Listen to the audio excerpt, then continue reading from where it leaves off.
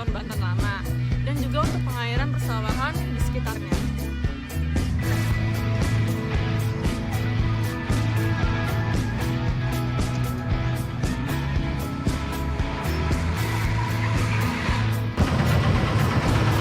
Danau Tasikardi merupakan danau yang dibuat oleh Sultan Maulana Yusuf pada abad ke-16, 1570 hingga 1580, ditujukan untuk rekreasi keluarga Sultan dan juga untuk mengaliri sawah-sawah di sekitarnya.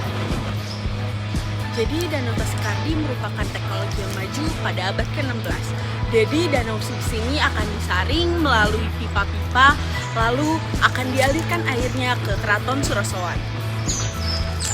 Walaupun Danau Tasikardi tidak menjadi fungsi utamanya lagi, yaitu menyimpan air, tapi sekarang Danau Tasikardi telah menjadi saksi bisu kemajuan teknologi oleh Kesultanan Banten. Dan sekarang Danau Tasikardi menjadi tempat wisata yang mempunyai nilai historis yang sangat besar dan digemari oleh wisatawan nasional.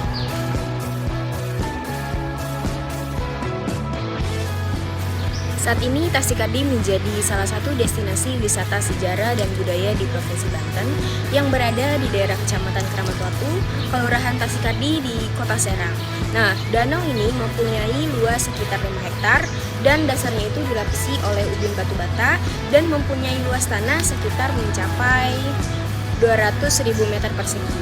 Nah, pulau kecil yang berada di tengah-tengah danau ini dulunya itu sempat menjadi tempat istirahat Kesultanan Banten. Tasikardi juga mempunyai fungsi sebagai tempat penampungan air. Selain itu, Tasikardi juga sebagai wisata alam serta bisa menjadi observasi bahkan penelitian. Sekarang ini, Danau Tasikardi menjadi sebuah destinasi alam dan sejarah di Provinsi Banten.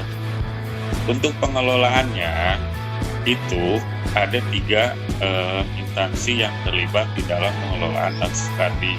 Yang pertama, untuk air bakunya sendiri itu menjadi kewenangan Balai Besar BBWS C3, yaitu Sungai Cidano, Kementerian PUPR Pusat.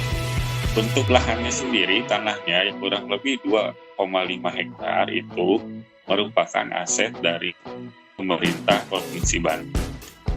Lagi sebagian kecil yang menjadi aset pemerintah Kabupaten Serang.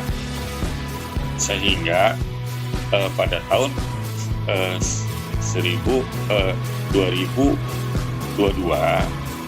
itu ada MOU terkait dengan pengelolaan Tasikardi, yaitu antara Gubernur Banten, Bupati Serang, dan Wali Kota Serang.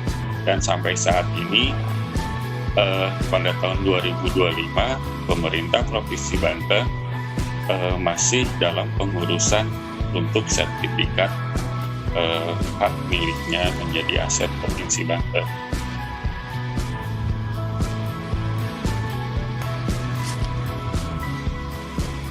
Danau Tasikardi ini bukan hanya sebagai danau buatan, melainkan bentuk cinta seorang sultan kepada ibundanya dan menjadi saksi bisu kerajaan Banten pada masa itu, khususnya pada era 18 sampai 19 Masehi. Keberadaan sistem pengairan air yang canggih menunjukkan adanya kemajuan teknologi pada masa itu. Dan fungsi Tasikardi yang awalnya menjadi pusat kegiatan kerajaan Banten menjadi tempat wisata itu menunjukkan adanya perubahan dinamika sosial dan budaya, sehingga penting bagi kita untuk tetap melestarikan dan menghargai situs-situs bersejarah seperti Danau Tasikardi ini.